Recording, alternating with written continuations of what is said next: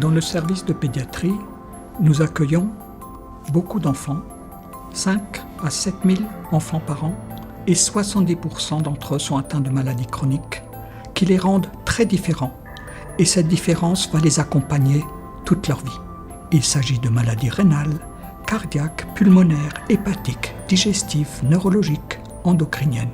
Ces petits malades, bien sûr, nous devons les soigner, mais surtout leur créer une ambiance familiale qui leur permet d'avoir envie de vivre et de se battre.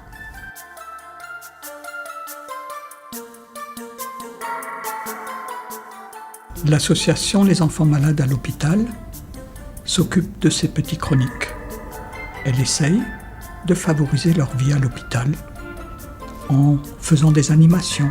Depuis quelque temps, nous avons la chance d'accueillir les clowns au service. Ce sont des clowns qui ne veulent pas connaître la maladie de ces enfants. Les clowns viennent une fois par semaine chez nous. Et tout le service les attend.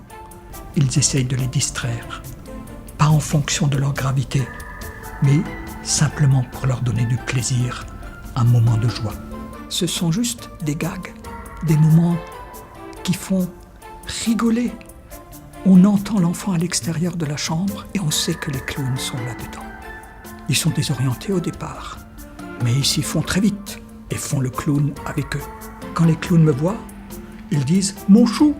et ils viennent vers moi et veulent m'embrasser avec leur grand rouge à lèvres. Et alors les enfants rient.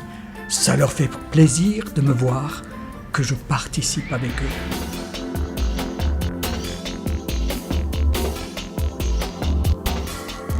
Lorsque les enfants voient les clowns, ils sont heureux parce qu'ils vont les emmener dans un autre monde, juste celui de rire. Ils oublient qu'ils sont à l'hôpital, ils oublient leur maladie. Ce sourire va leur donner une force de vie. Les clowns à l'hôpital font partie intégrante de la vie de ces enfants. Ils font partie de cette grande famille de soins.